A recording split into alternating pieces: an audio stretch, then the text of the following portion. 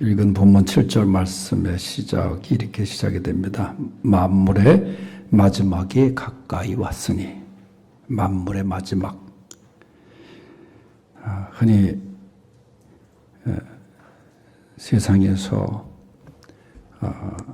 끔찍한 일들이 벌어지고 도덕적으로나 또 여러 가지 일들을 통해서 표현하는 그 이 말 중에 하나가 야 말세다 그런 얘기를 해요. 말세다. 세상 말세다. 그런 얘기를 합니다. 이제 이 세상이 끝났다 그런 얘기예요. 이 마지막 때 성경에도 만물이 창조된 때가 알파가 있다고 하면은 마지막 종말 그 오메가가 있다. 이 종말의 때가 성경에는 주님이 재림하시는 그때죠. 주님이 오시는 그때. 이 종말은 개인적인 종말도 또 있습니다. 이런 우주적인 종말도 있지만은 언젠가는 우리가 이 세상을 떠날 때 그걸 개인적인 종말이라고 할 수 있죠. 오늘 본문을 기록한 베드로 사도가 오늘 그 당시의 성도들이 굉장한 박해를 받습니다. 고난을 받습니다. 그래서 베드로 전후서에 보면은 그 고난과 시련 속에 그 성도들에게 이 베드로가 권면을 하는데 너에게 닥치는 불시험을 무서워하지 말라. 그러면서 그들에게 권면을 합니다. 그래서 오늘 말씀 속에도 그 말씀 속에 한 두 분이죠. 만물의 마지막이 가까웠다. 그렇게 얘기를 해요. 우리는 항상 그래서 이 인생을 최선을 다해서 허비하지 말고 살아야 되는 것이 우리 기독교인의 모습입니다. 어떤 사람이 통계를 한번 쭉 회상하면서 냈는데 80을 살면서 내가 80년을 살아오면서 내가 그 시간을 어떻게 보냈나. 한번 여러분들도 한번 생각을 해보세요. 지금 80은 지금 100세까지 사는 그런 시대 아닙니까? 그런데 이 사람이 80년 동안 살아오면서 그 중에 26년은 침대에 누워 있었다는 거예요.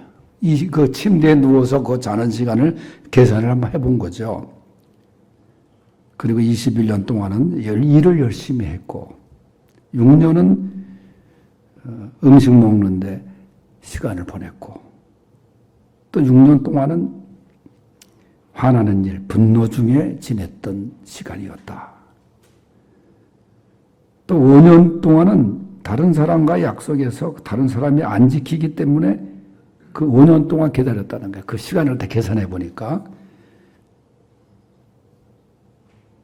그 다음에 228일, 1년은 안 되는 것 같은데 아마 수염이 잘 자랐는지 이 사람이 수염 깎는데 면도하는데 228일을 살았다.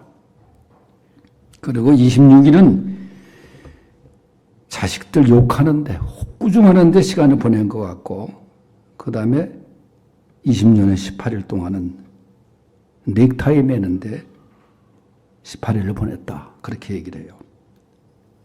아마 그것도 모으면 시간이 꽤 되는 것 같아요. 넥타이 매는 시간 남자들.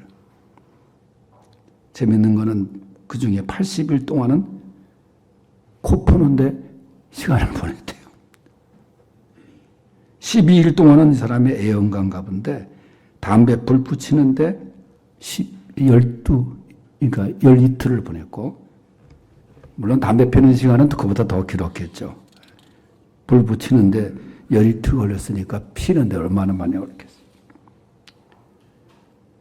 그저 기쁨과 웃음으로 지낸 시간을 제가 계산해 보니까 46시간밖에 없었다는 거예요. 46시간. 하나의 재미있는 이야기라고 할 수 있겠지만은 혹시 여러분은 지금까지 살아오면서 그 시간을 어떻게 보내셨는가 한번 묻고 싶고 또 스스로 생각해 보세요. 정말 주님 앞에 우리가 설 때 오늘 찬송에 불렀지만 부끄러움 없을까? 예?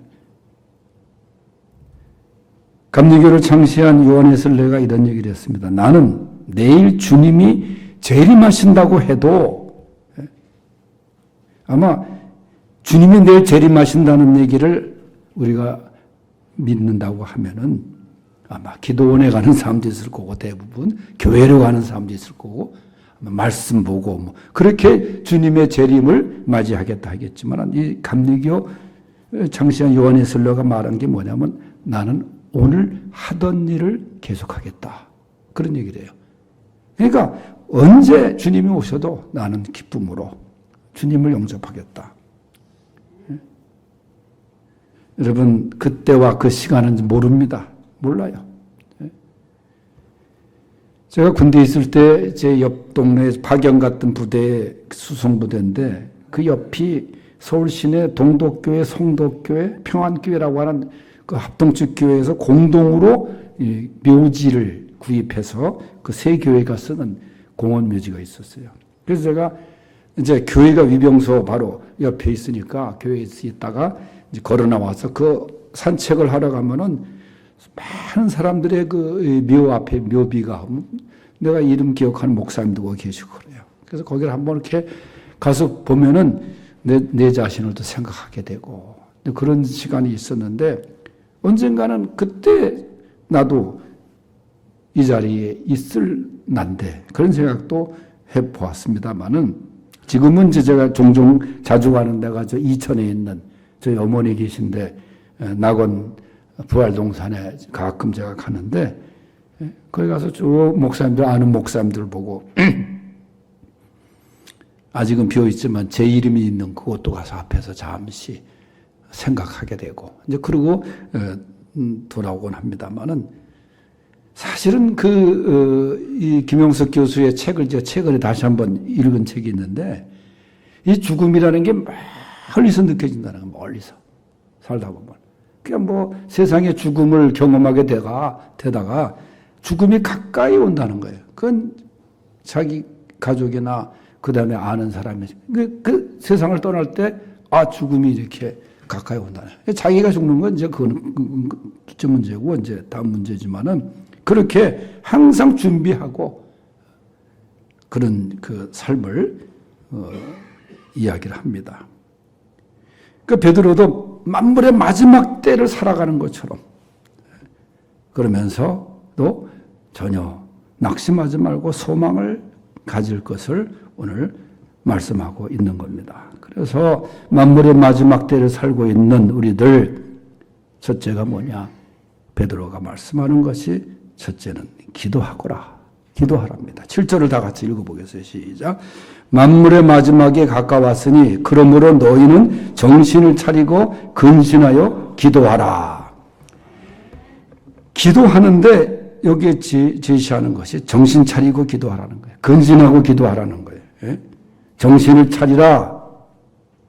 올바른 마음, 침착한 마음. 근신하라. 환경에 따라 요동치는 것이 아니라 중심을 잡고 조심성 있게. 그러니까 이런 때를 살아가는데 어제 그리스도만을 바라보고 흔들지 말고 기도하라. 말씀하는 거예요. 여러분 예수님의 제자 오늘 본문을 기록한 베드로의 이야기입니다만은 겟세마네 동산에서 예수님과 함께 그 동산에 올라가지 않았습니까? 예수님은 비장한 기도를 그때 드려요.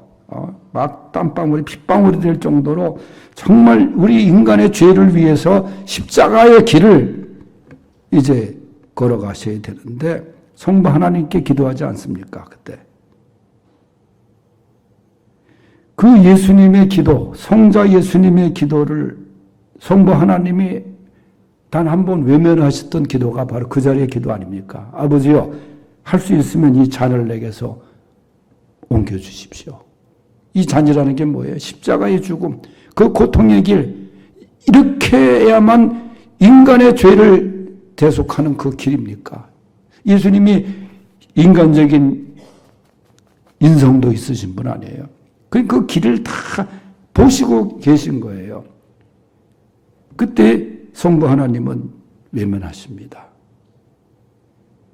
예수님이 그때 드린 기도가 뭐예요? 아버지요, 내 원대로 하지 마옵시고 아버지의 원대로 되기를 원합니다. 절정의 기도를 드립니다. 기도는 아버지의 원대로.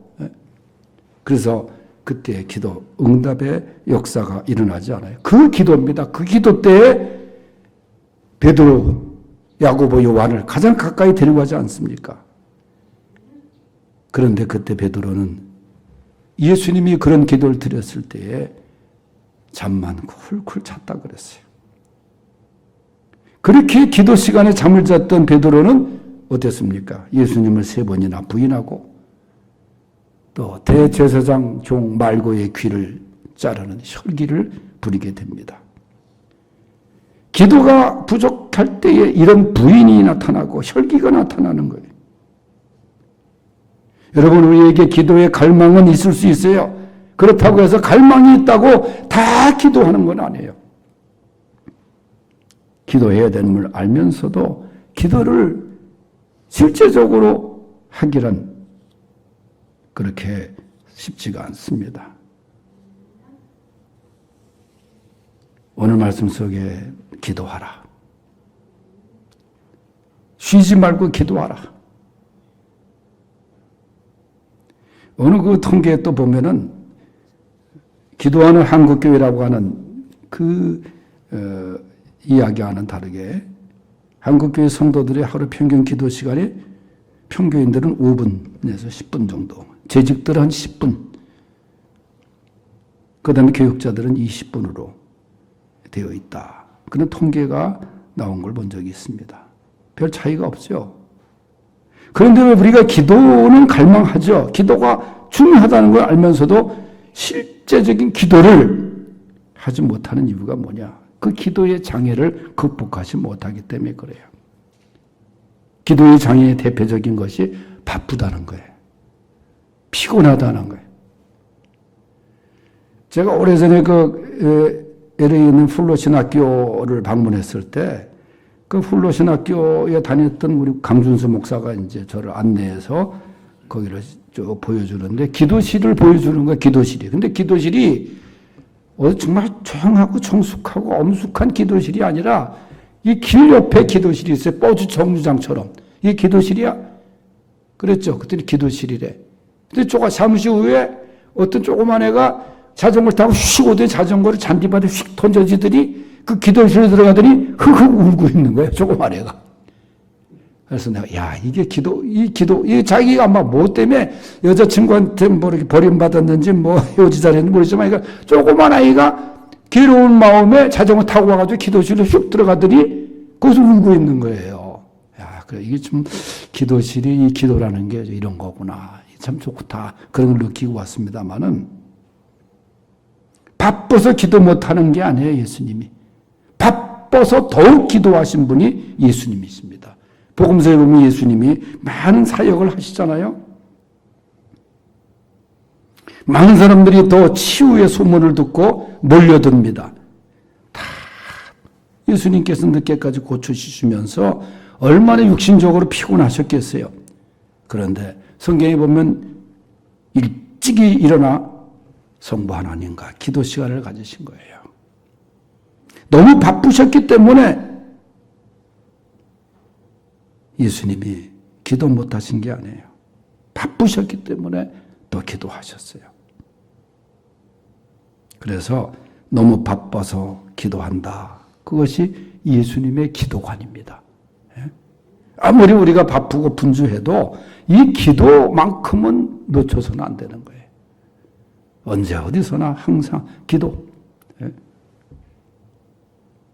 기도 없이 되는 일이 있다면 그것은 유혹입니다. 사탄의 유혹이에요. 오늘 말씀의 만물의 마지막에 가까운 인때 우리가 해야 될 일이 뭐냐? 더욱 정신 차리고 근신하여 기도하라. 일할 때 일하는 건 맞지만 기도할 때 일하는 분은 하나님이세요. 성령님이세요. 그래서 기도를 통하여 이 귀한 응답과 또 주님의 은혜를 경험하는 귀한 성도들이 되시기를 바랍니다. 두 번째 만물의 마지막 때에 고난한 것이 뭐냐? 사랑하라. 그겁니다. 8절 말씀 다 같이 보겠습니다. 시작. 무엇보다도 뜨겁게 사랑할지니 사랑은 허다한 죄를 덮느니라. 아멘. 말세는 사랑이 식는다. 그런 말씀이 있어요. 오늘 말씀에 보면 무엇보다도, 이게 뭐냐면 어떤 일보다도 사랑하라는 거예요. 사랑. 무엇보다도 뜨겁게 사랑하라. 적당히 사랑하라는 것이 아니라 뜨겁게 사랑하라. 네? 전심전력하라 그 말이에요. 일시적인 사랑이 아니라 지속적인 사랑이에요. 그러면서 이런 뜨거운 사랑은 허다한 죄를 덮는다. 흔히 말하는 것 중에 사랑이 식었냐고 그렇게 얘기를 하잖아요.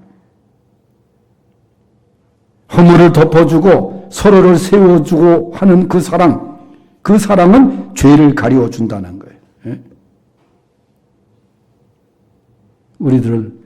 우리의 죄가, 오늘도 참회기를 드렸습니다마는 하나님이 그 참회의 숫자를 제시하지 않고 무한한 용서를 하지 않습니까? 앞으로 지을 죄까지도 용서를 받는 거 아니에요. 이것이 하나님의 사랑이에요. 무조건적인 용서예요. 용서는 제한이 있는 게 아니에요. 제가 내일 모레도 지난번에 말씀드린 20년 형을 받은 남인사태의 한 그 부사장 면회를 이제 허락받아가지고 어머니 아버지를 모시고 근 2년 만에 이제 들어가서 아들 손잡고 같이 기도해 주게 돼 있어요. 세상에서는 죄를 짓고 무려 20년이라는 그런 형을 받았지만은 하나님께는 그게 제한이 없는 거 아니겠어요? 하나님은 다 용서하시고. 저는 그랬어요. 당신이 그렇게 젊었을 때 캐나다에서 그렇게 교회를 열심히 다녔는데 이제 하나님 붙잡고 살아가라. 세상이 용서 못해도 하나님이 용서하면 용서가 다 되는 거예요. 그런데 우리가 내 잘못에 대해서는 관대해요. 대부분 다. 남의 잘못에 대해서는 인색합니다. 마태복음 18장에 보면 베드로가 예수님께 질문하잖아요. 다른 사람이 내게 죄를 범하면 몇 번이나 용서해야 됩니까? 그럼 대답을 들어야지. 그럼 자기가 바로 얘기를 해요. 7번 합니까? 자기 딴에는 7번 정도면 아주 많은 걸로 생각했나 봐. 그러니까 예수님이 7번뿐 아니라 7번을 70번까지 해라. 그러니까 490번이죠. 예수님이 490번만 용서하라는 그런 의미가 아니죠. 용서는 끝이 없느니라. 끝없는 용서. 이거 주님의 용서거든요. 끝없는 용서. 잘못했다고 하고 또 반복해도 용서해라. 용서의 숫자가 있다면 누가 하나님 앞에 설 수 있겠어요? 그런데도 우리는 용서를 받기를 원하지만 용서가 인색해요. 참으로 어려워요. 참 이게 용서처럼 어려운 게 없어요. 저도 살면서 참 도저히 그렇게 해서는 안 될 일들을 당한 적이 몇 번 있었어요. 정말 용서가 안 되더라고. 은혜를 원수로 갚고 그런 사람도 경험을 해보니까 그런 사람을 이게 도저히 견디기 힘들더라고. 또 그런 일이 반복된 일이 있을 때 더구나 더 힘들더라고. 정말 경찰서에 얘기하고 싶을 정도로 그런 마음까지 생겼다가 그런데 얼마 전에 전화를 제가 했더니 전화가 안 돼.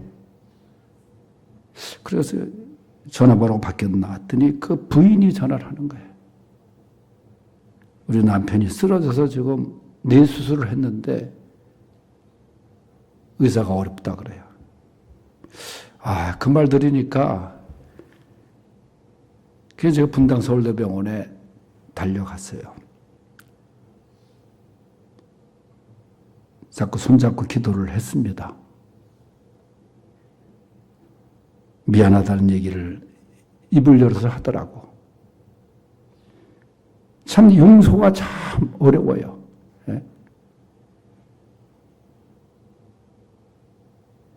이 어려운 용서지만 정 힘들면은 여러분 이렇게 한번 해보세요. 주님, 용서가 어렵습니다. 그렇다면 주님의 이름으로 용서하게 하옵소서. 이런 기도를 드리세요. 내가 용서하기 힘든데 내 힘으로는 주님의 이름으로 용서하게 하옵소서. 그 용서예요.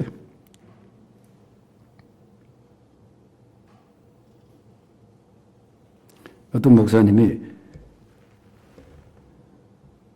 설교를 하기 전에 이 사과를 가득 교회 안에 갖다 놓고 교인들에게 나눠줬대요.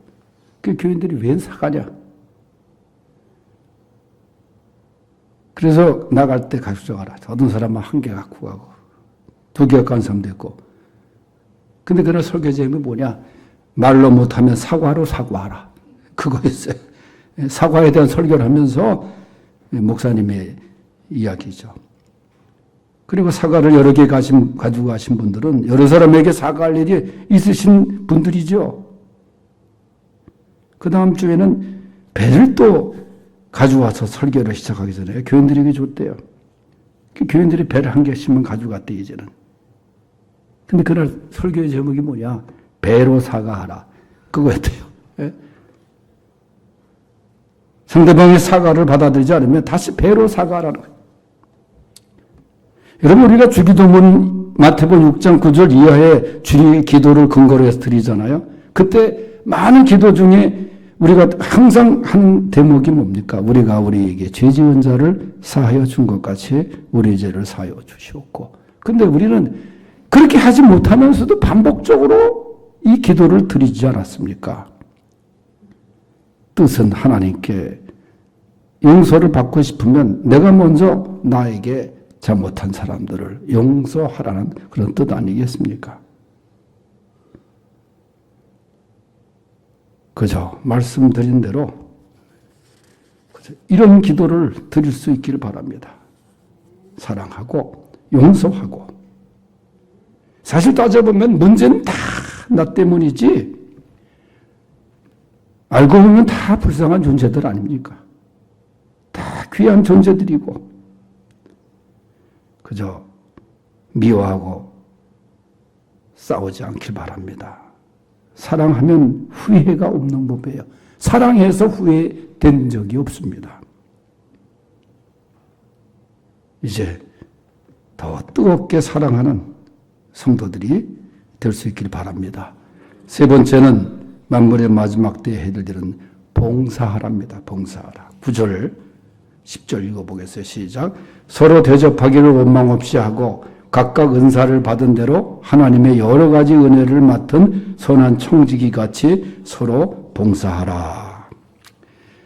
이 베드로서에 보면은 나그네의 삶을 얘기를 하면서 당시 핍박을 받고 쫓김을 받은 그리스도인들, 그러면서 복음을 전하는 사람들, 나그네를 대접하는 그 행위, 그것은 사랑의 행위이기도 하고 간접적으로는 복음을 전파하는 행위이기도 하는 거 아니에요? 베드로는 나그네를 대접하는 조건으로 원망 없이 해라. 손님을 대접할 때 원망 없이 하라. 제가 우리 교회 20여 년 하면서 초창기에 제일 하고 싶은 것 중에 하나가 옆에 있는 원룸 투룸을 얻어서 게스트하우스를 쓰는 것이었습니다. 그래가지고 그게 이루어졌었어요. 그래서 선교사님들 귀국해서 또 시골교회에서 올라오신 분들, 교육자들이 잠자리가 마땅한 데 없으면 여기 쓰지 않았습니까? 성도들이 이불도 갖고 오고 냉장고도 갖고 오고 침대도 갖고 오고 해서 잘 한동안 돼서 너무너무 좋았어요. 근데 이 또 형편이 어려지다 보니까 다 정리하게 되고 말이죠. 저한테도 우리 교단 세계 선교부장 할 때 그 선교사들이 이제 요청을 하는 경우가 많잖아요. 혹시 숙소가 있습니까? 쓸 숙소가 있습니까? 그런 데 많아요. 그게 정말 참 아쉬운 그런 부분이었었는데 우리가 참 이렇게 대접하고 섬기고 봉사하고 이게 얼마나 정말 귀한 일인지 몰라요. 은사를 우리에게 주신 것입니다. 이렇게 섬기는 은사를 우리에게 다 주신 거예요. 하나님의 말씀입니다, 이게. 그래서 만물의 마지막 때 이렇게 서로 봉사하라. 기쁨으로 하라. 하나님이 주시는 힘으로 할 때 여러분 우리는 지치지 않습니다. 할 수 있습니다. 그래서 남을 대접하고 섬기는 그런 교회, 또 우리 성도들이 될 수 있기를 간절히 바랍니다. 하나님 아버지 감사합니다. 만물의 마지막 때가 가까이 왔을 때에 우리는 더욱 기도하게 하시고 서로 사랑하게 하시고 서로 봉사할 수 있는 우리 교회 성도들이 되게 하여 주시옵소서. 예수님의 이름으로 기도하옵나이다. 아멘.